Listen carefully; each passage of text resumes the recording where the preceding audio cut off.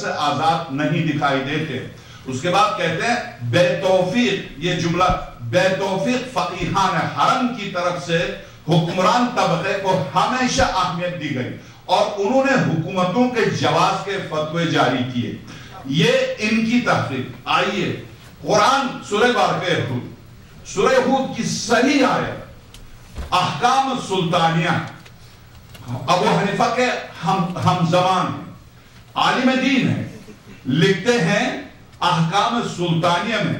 خود ابو حنیفہ کی اس نام سے کتاب ہے، اس نے نہیں لکھی، اس کے بعد ان کے شاگرد نے لکھی ان کے نام سے. اس میں لکھتے ہیں کہ حاکم فاسق ہو، فاجر ہو، ظالم ہو، ستمگر ہو. ابھی یہ آگے خود ہی بتائے گا.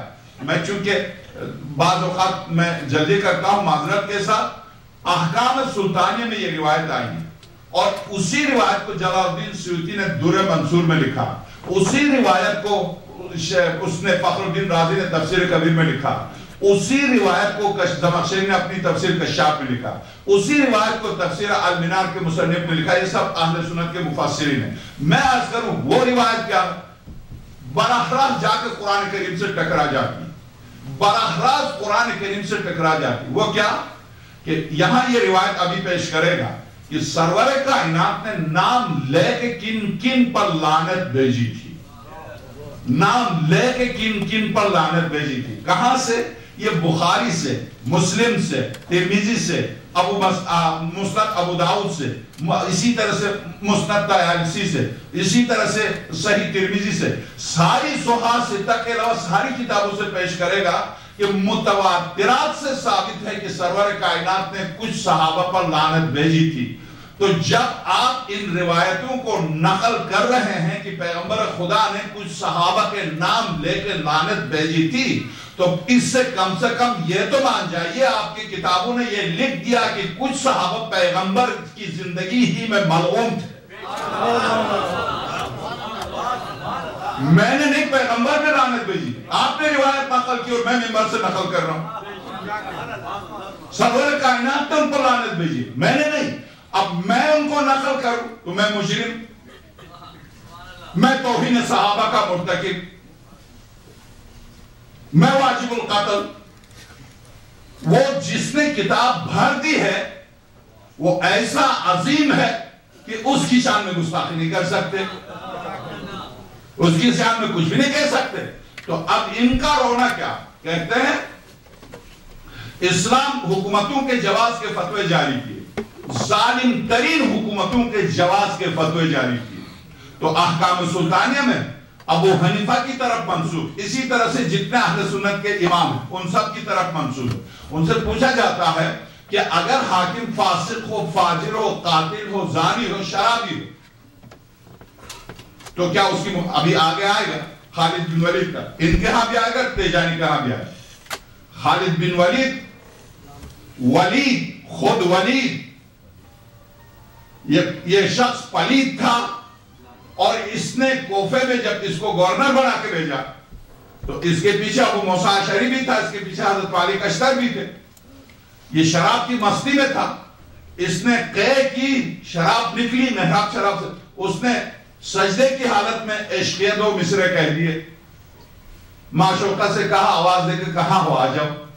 یہ سجدہ ہو رہا.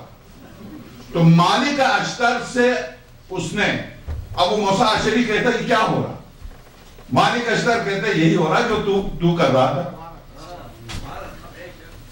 یہ تیرے ہی ہم نوا. اس پر تو مجھے کوئی حیرت نہیں ہے، اس کو جس نے گورنر بنایا اس پر حیرت ہے. کیسے اس شخص کو جو فجر کی نماز 4 رکعت پڑھا کے شراب کی مستی میں کہتا اور بھی پڑھا دوں، اس سے ہوش ہی نہیں ہے.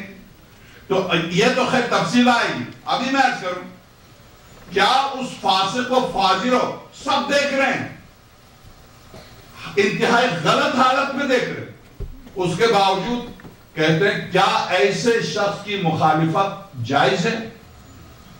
سارے فقہا کہتے ہیں حرام ہے، حرام. خیر فقہا نے کہا حرام ہے تو یہ مصری کہتا ہے اس مکتب، اس فتویٰ نے مجھے جگایا کہ میں کہاں ہوں، میں کس مکتب میں ہوں، میں کس جگہ ہوں.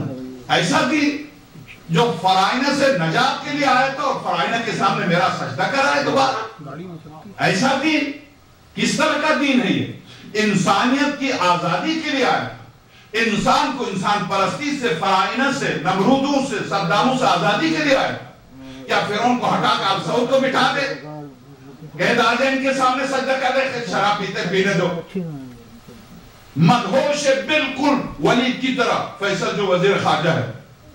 کبھی آپ ٹی وی پر اس کو ہوش کی حالت میں نہیں دیکھیں گے. ٹی وی پر ہوش کی حالت میں نہیں دیکھیں گے. کوئی دنیا کا اتنا بڑا شرابی نہیں جتنا یہ خبیث ہے. کوئی فقیہ حرم کہہ تو دے،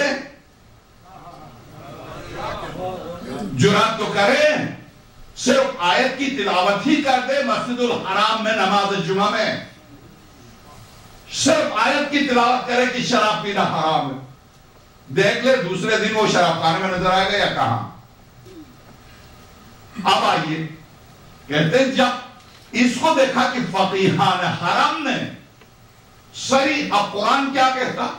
وَلَا تَرْكَنُوا إِلَى الَّذِينَ ظَلَمُوا فَتَمَسَّكُمُ النَّارُ.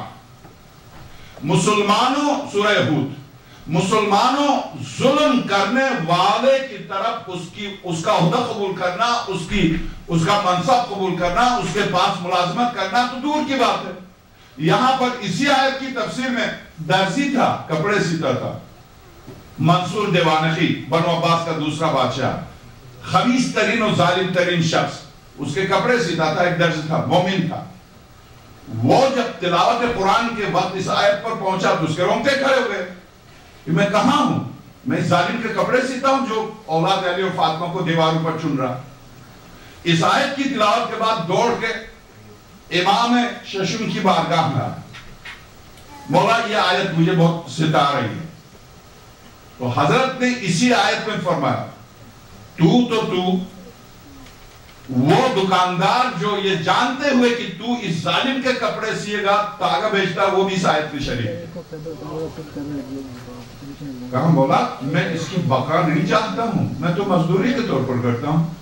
اچھا یہ بتا، حضرت نے فرمایا دین آخر ہے، مکتب اہل بیت میں کوئی زور زبردستی نہیں ہے. حضرت نے فرمایا اچھا تو اس سے میں ایک سوال کرتا ہوں، جب تو اس کے کپڑے سی کے لے کے جاتا اس کو دینے کے لیے، کیا تیرے ذہن میں یہ خیال آ جاتا ہے کہ پروردگار جب تک میری مزدوری نہ دے زندہ رہے؟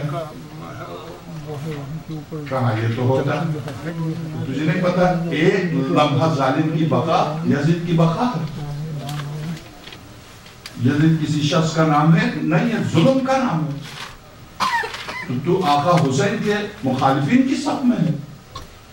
ایک وہ بھی قاتل تھا، یہ بھی اولاد رسول کا قاتل. تو تو خیر مزدوری کر کے جاتا ہے اور سمجھتا ہے کہ میری مزدوری دینے تک. وہ فقیر جو بھیک مانگنے کے لیے اس کے دروازے پر گیا، ظالم کے، ظالم نے بھی جیب میں ہاتھ ڈالا تو اس کے ذہن میں خیال آیا پروردگار کم سے کم جیب سے ہاتھ نکال کے مجھے دینے تک 2 لمحے اس کو مہلت دے. اس نے ظالم کے لیے جو 2 لمحے کی مہلت مانگی وہ اس آیت کا مصداق ہے.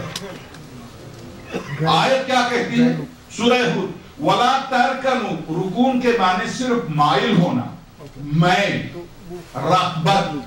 وَلَا تَرْكَنُوا إِلَى الَّذِينَ ظَلَمُوا فَتَمَسَّكُمُ النَّارُ. دیکھو مائل مت ہو جاؤ ان لوگوں کی طرف جو ظالم ہیں، ورنہ تمہاری نماز، تمہارا روزہ، تمہارا حج، تمہارے صدقات، تمہارے خیرات سمیت تمہیں جہنم کی آگ کھینچ لے گی. کوئی عمل کام نہیں ہے. بعض اوقات اتنا سا عمل پہاڑوں کے پہاڑ، دریا کے دریا، زمین و آسمان سے بھرے ہوئے گناہوں کو اتنا سا عمل مٹا دیتا ہے.